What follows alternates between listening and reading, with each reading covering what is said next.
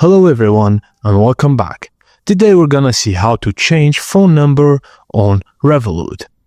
Firstly, you need to install and download the Revolut app on your device. Then log in or create a new account. When you do that and you're in the interface of Revolut, tap the profile icon in the top left corner to open settings. Go to My Account section, then you need to select Personal Details. You'll find your email address, a password, and phone number. All you have to do is tap on your phone number to edit and update it.